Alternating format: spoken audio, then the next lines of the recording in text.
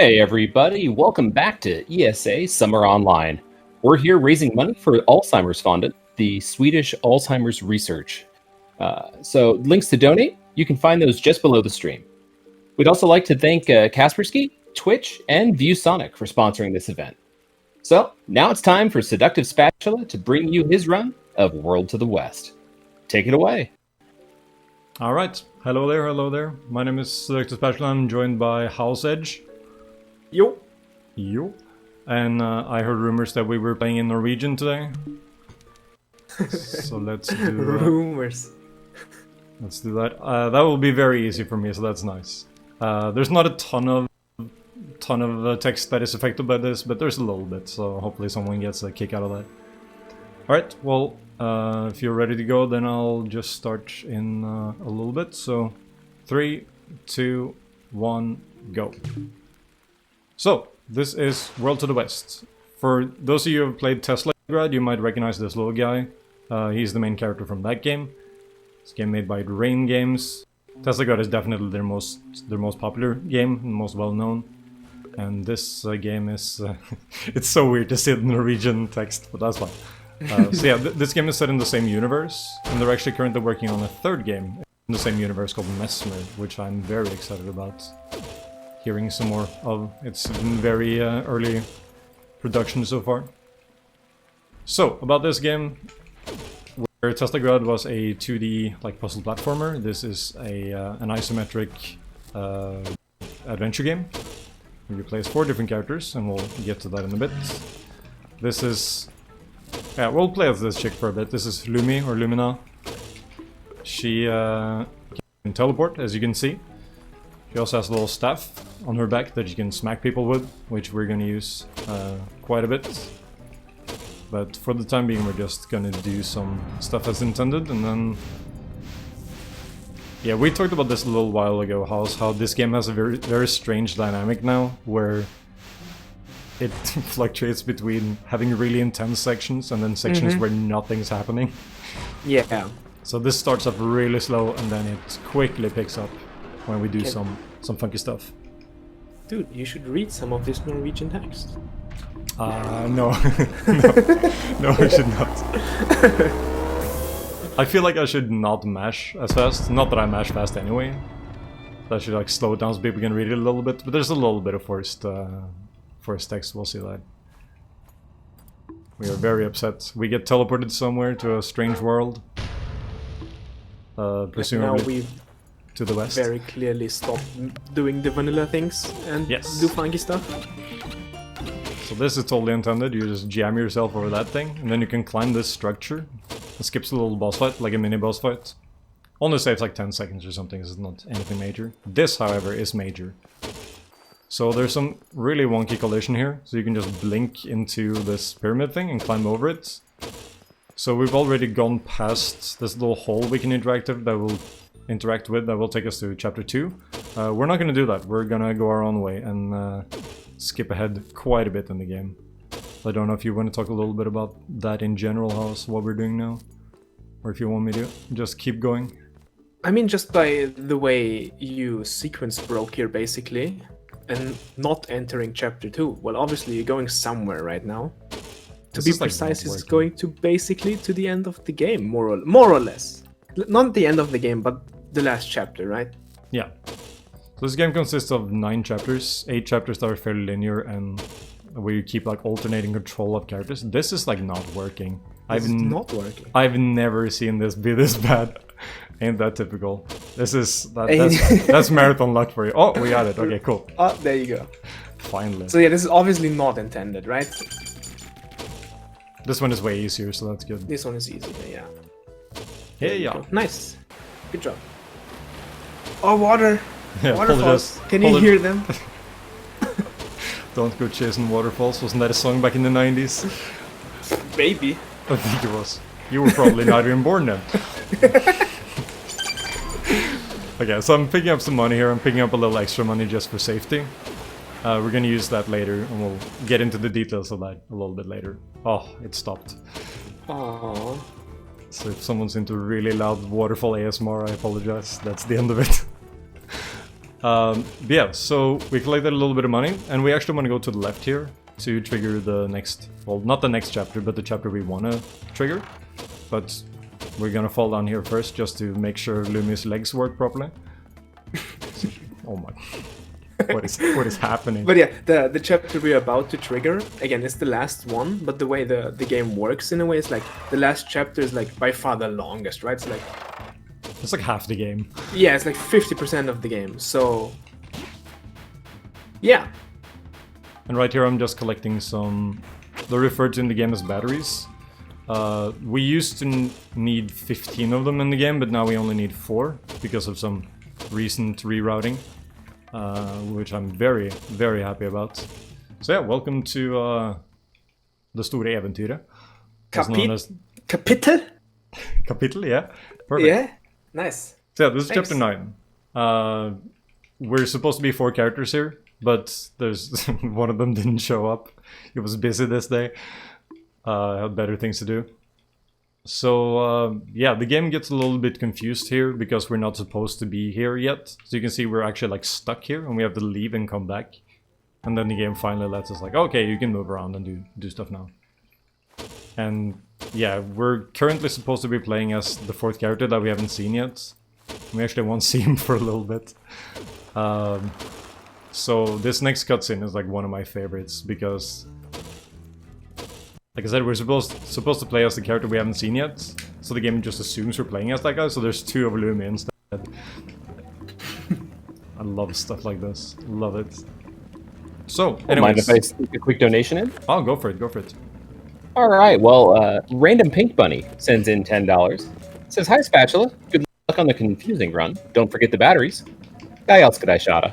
RPB. How sweet of you, I love you too.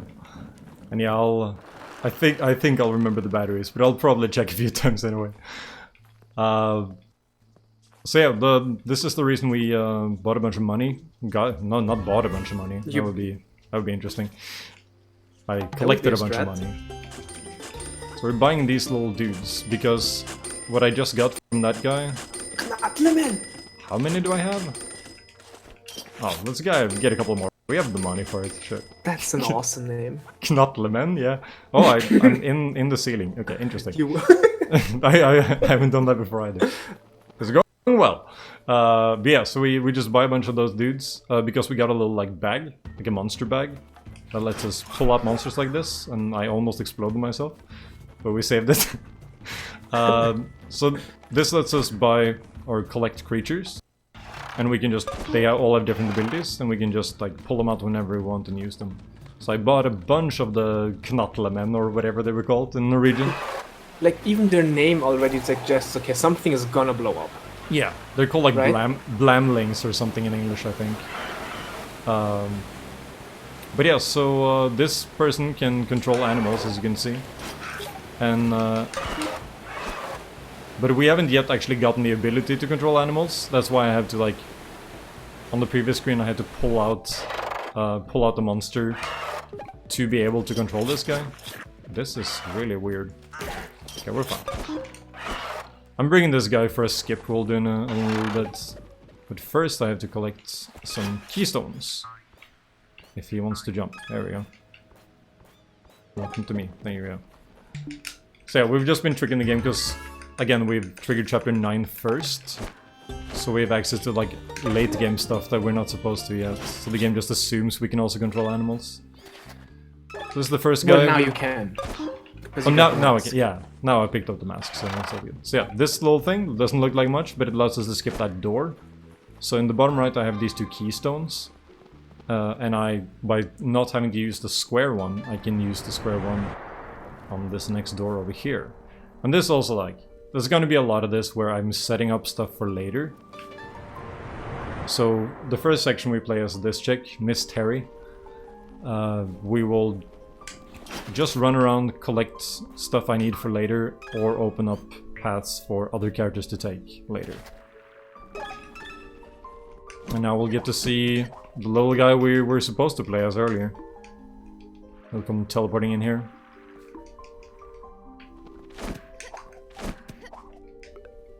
Also, what's interesting, if you saw that before Spat entered the cave, there was a row of stones blocking his way. Those will be gone now after he leaves the cave. Yeah, that's a really despite him not blowing it up. That's a really funky like quirk of this game, where yeah, like now they're not there anymore. Yeah. So if you blow up any rocks on a screen and then leave the screen and come back, then all the rocks on that screen will be gone regardless. It's very strange. Alright, this guy's on my tail, but it's fine. So yeah, the big thing we're doing is just opening that door. That's like the main objective right here.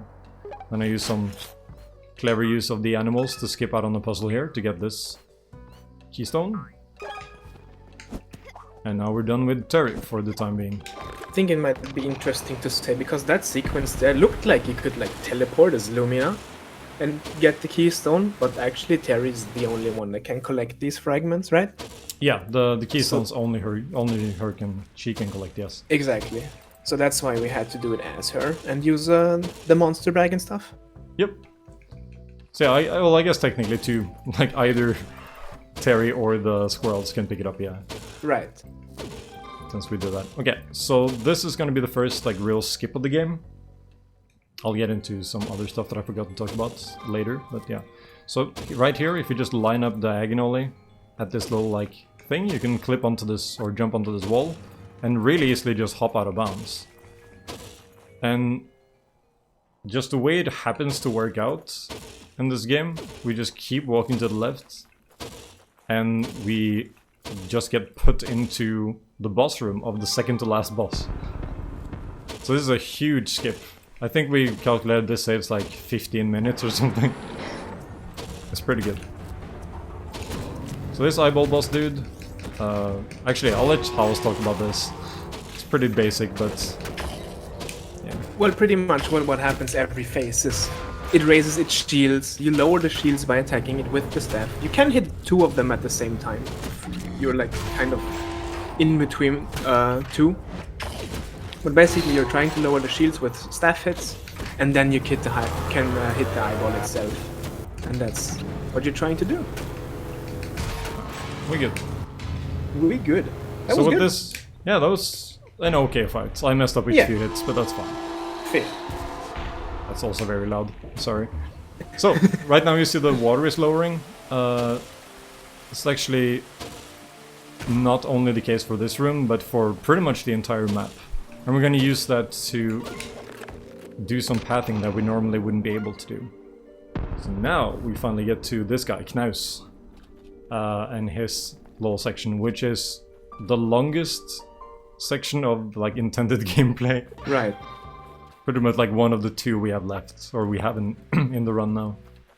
This run has undergone some serious changes. So all of this would be water right now. Yep. If we hadn't killed the eyeball boss. So yeah, the entire world map now is drained of water. Or most of it, right? Yeah, there's a few puddles like here and there, but for the most part we can now like walk around freely. And like I said, we just defeated the second to last boss.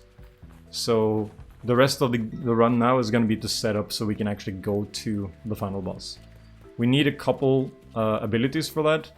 This is part of the reason why, well, honestly the only reason we're going over to the west here is so we can get this guy's, well, the first upgrade we'll see for him. He's supposed to get a shovel in the start of this like chapter, but we haven't been to his chapter yet, so don't worry about it.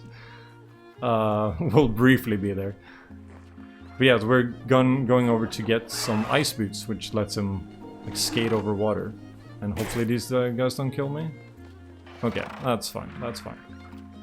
You can see my health in the top left. If I get hit 3 times, then, well, as this character, all the characters have different amounts of health.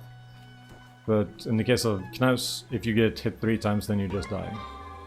That's usually how health works. If you run out, then you're dead. Yeah. That... But yeah, so we're going over to get some ice boots, which in the run serves no purpose other than allowing us to get his last upgrade, which is a stick of dynamite, which is absolutely required. Yeah, I'm gonna get hit one more time here. Just make sure it doesn't bother me on the turnip. Okay. Also one thing that I guess I haven't mentioned. So you play as 4 different characters, And the only way to change between characters is to go to like a totem pole. You'll see one on the next screen here in like 2 seconds. So this thing right here has all the faces of the characters on it. So yeah, once you get to one of those, you can change between characters, and you can also, if a character is at a totem pole, you can move them to any other totem poles they've been at. So we'll use that to our advantage to zoom around the map a little bit. This is really the last creature in the game that can kill us. And he didn't even show up. Okay, good. Excellent. Oh, there he is. I'll take it. I love the music in this area. The ice area has the coolest music in my opinion. Alright, so we're getting to the end of the intended stuff, and then we'll start having some more fun. I guess it's important to say here that you could reach this area with different characters, right? Yeah. But really only Knaus can collect the ice boots here. Like, you have to play as him and interact with this chest. Exactly. Okay, so now with the ice boots acquired, we're gonna go right back where we came from. And I'm gonna dash into screen transitions, because it's faster. And this triggers this cutscene, which actually loses us control of Knaus. So you may have been able to see there he was like grayed out. So what we're gonna do is, we want him back. We miss our little boy. So we're gonna go now, we're actually gonna go back to the beginning of the game, through this little back route.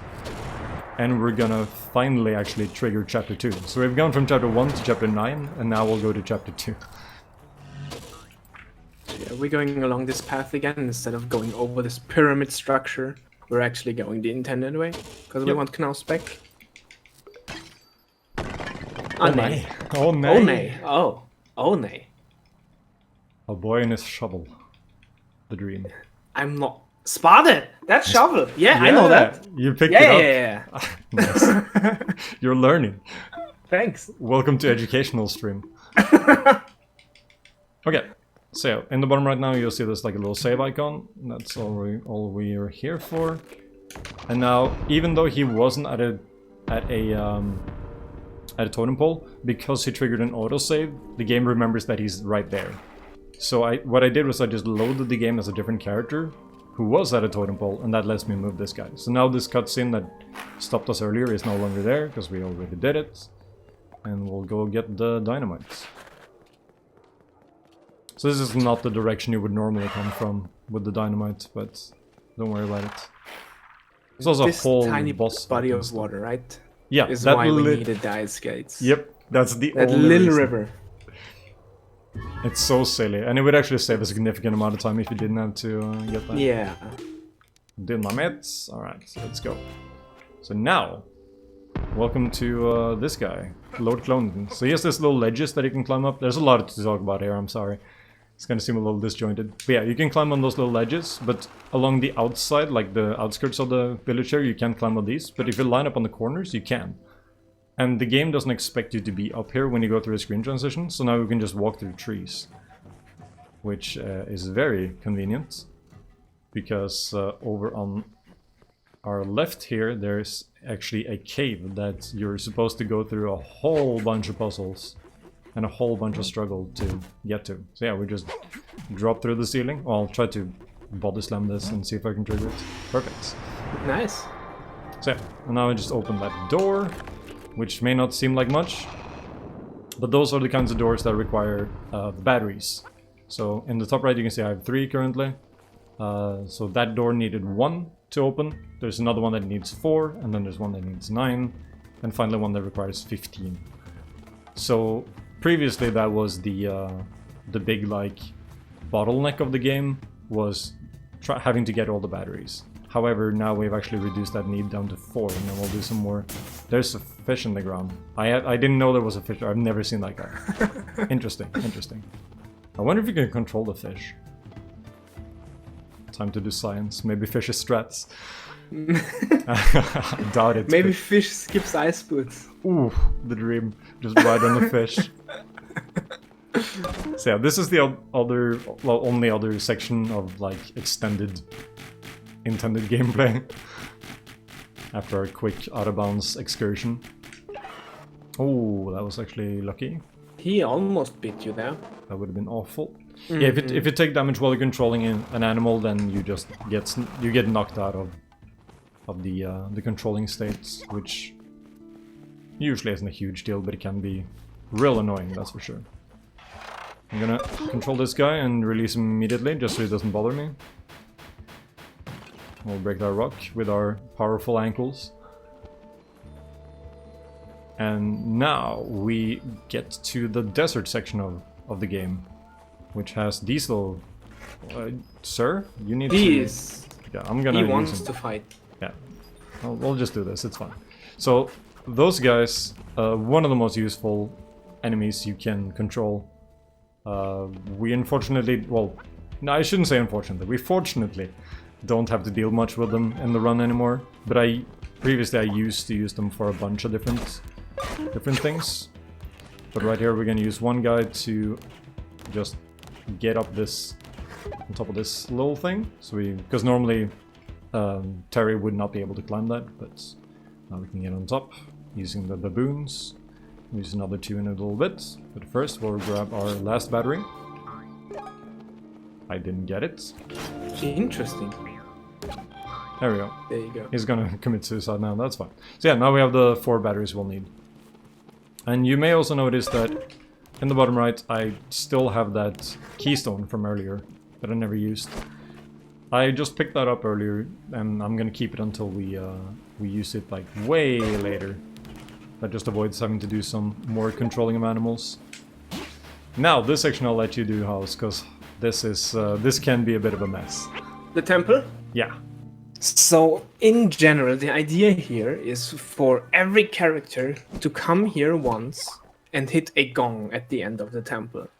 Like, the gongs are hidden in such a way that supposedly you're only to get to the respective gongs with the respective character. However, with Terry and her animal controlling abilities, you can actually circumvent all of this and get every gong just by coming here as her. And with the right, I guess with the correct setup of your monster bag and with the right animals in your monster bag. So now we hit the first one. That was actually the Terry intended one, right? To the very right. This is the Lumi intended one, if I'm not mistaken, because she can teleport over there through the gate. And now we get to the equalizer. Now we get to what I believe would be the Clonington one. First try! Whoa, first try! Are you serious? That took me 21 attempts in my PB. That saved like 40 seconds. And the last one was the Knaus one, where he just crawls through the little hole in the floor. Yeah. Wow, that was exceptionally good. That was crazy good. Blowing up the dudes was awful, but yes, that was good. That was good. So here we have a little fish friend. Fish friend? He's very hungry. He wants to give a kiss. Oh, I'm dead? Oh, you're dead? I haven't died here in years. That's fun. In years? In years! Right. Awesome. Okay, that's fine. That's fine. Normally, he's like not very... He's kind of lazy, let's put it that way. Yeah, he's like way delayed, that's why I died there. Interesting, interesting. Okay, so I'll just wait around here for him to, like, there to be bubbles under the lily pads, and then you just drag yourself away, and then you hope you don't softlock up here. Okay, we didn't. So, this is the only reason we go here, is to get this one little keystone, or not a keystone, it's like a piece of a machine or something. And this door conveniently leads us to chapter 6, which is where we get Lumi back. Because if you remember when we triggered chapter 2 to get Knaus back, we lost control of Lumi, and we need her for later. I don't know how many... Okay, I have a ton, never mind, it's fine. Yeah, you bought a lot. I bought like 15 at the beginning. Alright, cool, that's fine. Yeah, so we're just making our way through this. This is also so far intended. This right here is definitely not intended, but the collision there is really wonky. So if you just hold perfectly diagonal upright, then you're all good. You just get through right away. Or get... We'll see that a little later as well again. Yeah. Like just cuddling with rocks makes you go higher. Yeah. Basically. Well, do we have time for a brief announcement? Yes, go for it. Excellent. I just want to remind everybody what we're here for. We are here raising money for Alzheimer's Fonden, which is the Swedish Alzheimer's Foundation. A little information about Alzheimer's. It is a progressive disease. It's one where dementia symptoms, they gradually worsen over the course of several years. In its early stages, memory loss is mild, but with late-stage Alzheimer's, individuals lose the ability to carry on a conversation or even respond to their environment. So this is a cause that's near and dear to me. I actually lost a grandfather to Alzheimer's many years back, and it was terrible to watch. So anything we can do to raise money to help to prevent that from happening to anybody else, I'm absolutely for it. Yeah, definitely agree there. I also lost 2 grandparents to, had 2 grandparents go through Alzheimer's. It's a terrible, terrible illness. Not good to watch, for sure. What am I doing? Oh, I did this. Yeah, here we go. Unlock the door, right? Yeah, I confused myself. I did things in a different order than I usually do. So yeah, this is the only reason we need the round keystone from earlier. So we can open that door. Actually, a common trend in this game that I just realized: you play as Terry just to open doors for Lumi, and then she actually does the work. Then she goes zooming through the maps. The teleport is so strong, let's be honest. Yeah. Like, every character has some sort of special kind of movement, right? But the teleport just beats them all, obviously. It's crazy. Like, doors? What are doors? Like, I don't know. There's a really good use of the teleport. If you teleport diagonally into those doors, you can just go through them, and that skips this entire dungeon. Alright, so we have a boss fight here. Oh, you did. It's fine. I'm gonna hit her here. There you go. Basically what happens here is you can, for starters, just be immune to the rocks by standing below the dwarf frame, which is pretty nice. But yeah, very, you're very trying convenient. trying to hit the boss like 4 times, 5 times? Something like that, right? 4, yeah. 4 times, yeah. And what he's doing, instead of using the regular attack, well, he's using the regular attack, but he's pressing actually like the special attack button, where on Knaus's setup, for example, dynamite would be. And that makes it so that after teleporting, he can do like a little turnaround swing, and that makes this fight a lot easier. Yeah. So we basically ignore like half of the mechanics of the fight. Also, this is not intended. You're supposed to get like a bouncy, like energy ball thing that will let you bounce it along the wall and like hit behind that little shield. But nah, we just teleport up there. So, the reason we hit this gong like ages ago was to open that gate. That's all we needed. All we need the cloning thing for, really. And now this is the door where we needed 4 batteries, so you could see by the notches on the door, or the lights on the door. And now we're tired of collecting batteries, so we'll do something funky, which will probably not look very exciting, because it will be very dark, but it is really cool. Oh, where is it? Oh. Yeah, so yeah, we just used another another little slight increase in height. I'm gonna mash here. And we go out of bounds by going through screen transitions. Yeah, basically what this is doing now is just navigating this out of bounds area. And it's very dark, as you might see. It's very dark. You can see shapes sometimes, which is useful. But the best thing is just to probably count your teleports out in your head. So if you go too far, you might end up in a void and soft lock, right? Yeah, if you end up might end up back inbounds, you know, all stuff you don't want to happen. There's a lot of things that can go wrong here. It's not terribly difficult, you just need to be careful. Yeah. So it might seem like I'm going like a little, like, bit of a convoluted path. But yeah, now we're at I'm invisible. Okay, I'm back. Cool. Sure. Yeah, it might seem like we went like a really convoluted path because we went like all the way to the right and then a bunch up and then all the way to the left. But it's just with the way the map is structured, almost. With the way the map is structured, you just have to go that way to get around like inbounds areas. Right. There you could really well see that little turnaround swing he did there. Because when the rocks are in the way, you might not be able to see it really, but he's doing that every time. Yeah, like that. My timing on this is not good right now. Same strat as before as well with the door frame. This time it's in theory even easier because it's not just the door frame, it's like literally an entire wall at the bottom of the screen that blocks the rocks for you. Yeah. The only thing that makes this more difficult is that the boss has more health and there's gonna be more rocks in the way, so it can be hard to see what's going on. Fair. Okay, one more hit. Got a great view of these rocks. Excellent textures. Great view of these rocks. Alright, There you go. We got it. A waste of time, she says. Okay, sure. So where are we? There we are. Okay, perfect. So, now we've defeated her twice, which happens to be the trigger for this scene right here. Which is the scene where we get told that, hey, you want to go like up north and defeat the final boss. And to do that, you also need to defeat this eyeball thing to lower the water. Well, we've done half of that, so we're doing good. You may also notice that there's a tree in the way that people just phase through, except Lumi, because we're supposed to be currently playing as Lumi, so she gets stuck on that part of the terrain, so she just doesn't show up for this cutscene.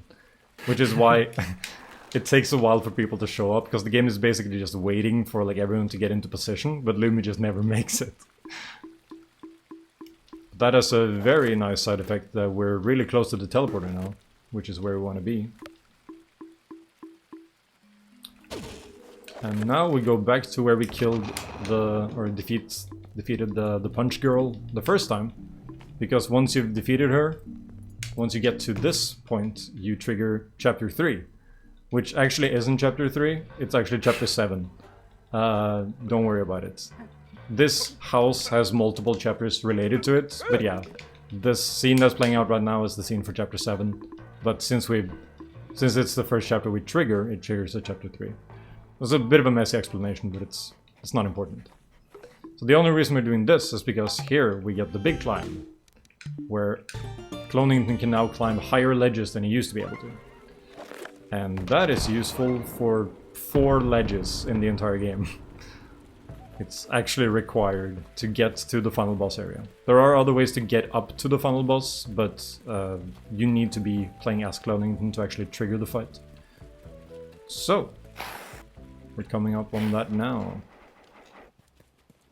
So right now we only have control of Clonington and Knaus, but once we get to this little...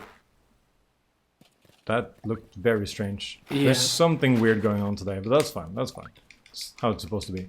But yeah, once we trigger this little scene, everyone shows up and we're ready to go fight the big bad.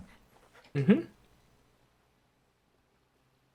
And the last boss fight, as you'll see, it's separated into 4 different stages, 1 for each character. So they all do like their specialty, I guess, to defeat the big boss. That you're supposed to have like a pretty solid relationship to at this point. Like he's been mean to all the characters in different ways, so they all have reasons to not like him. However, this is genuinely the first time we see him because of how the speedrun works out. Oh, we got slow walk. Just wants to show off his swagger, I guess. So, first phase, you play as Clonington and you literally just punch the guy. So I'm doing these like charge punches, because they deal 2 hearts of damage. And then for this final, we just mash a little bit and we're good. That's the first phase. Very simple, very simple. And then for the second phase, he will try to blow us up with dynamite and other explosives. Luckily we play as the teleport chick, Lumi, so it's not exactly difficult to avoid getting blown up.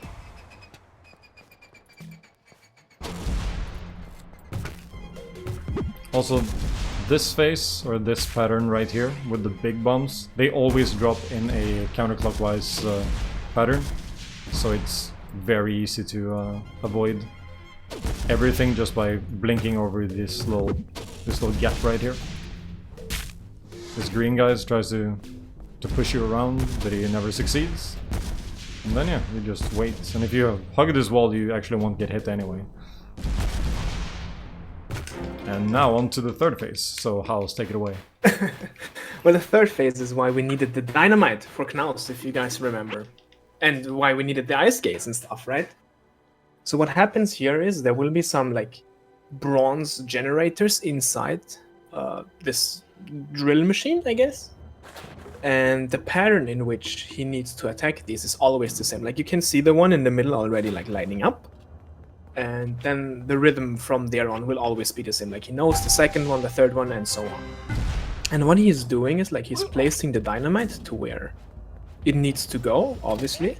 But also, as you saw on the top right there, the final boss has two attacks. He has the wrench and the vacuum. And the vacuum he's using to his advantage because the dynamite is being placed by the final boss next to a button. By the vacuum, right? Wait, what is happening? It missed twice, okay. It missed twice, yeah. We'll do it again. Well, more time to explain it, I guess. Yeah. No, the thing is, just because the final boss sucks up a dynamite, it doesn't guarantee it. It puts it into the same general vicinity every time, like that is consistent. If you know where to place the dynamite, you will know where it will pop out, right? He missed again. Wow, he's really bad today. But in general, there is some randomness involved. Like you can see where it's spitting it out, and now it's gonna hit probably. Yep. Yes. And now we're in the top left. Now we'll be bottom right. I missed. And in general, he's just, again, the final boss is basically helping us out here. In theory, he did a terrible job of it today, but that's yes, fair, that's okay. fair. That is the randomness of this fight. All right, that's finally that done, and time is coming up in just a few seconds. After you interacted with the console, I guess, in the top right? Yep. So the final phase is very simple. You play as Terry, who can control animals, as we talked about. So she can control this guy, she can actually ride him. And time is coming up right here. Time. Nice. Well, that was a whole mess, but that's fine. I was so unlucky. Yeah, that was it was two things that were really, really bad in that run, but other than that, it was fine. But yeah, this run has gotten really far. I remember my first PB of this was 1 hour and 27 minutes, and now my PB is around 34 minutes. So over the last few years, a lot has happened, and it's gotten down to be a really, really enjoyable run. So thanks for helping out, House. Yeah, sure thing. And thank you to the lovely people at ESA for letting me show off this, what I think is a gem of a game. I absolutely love this. I highly recommend anyone to go pick it up. It's usually pretty cheap on Steam or any other platform, honestly.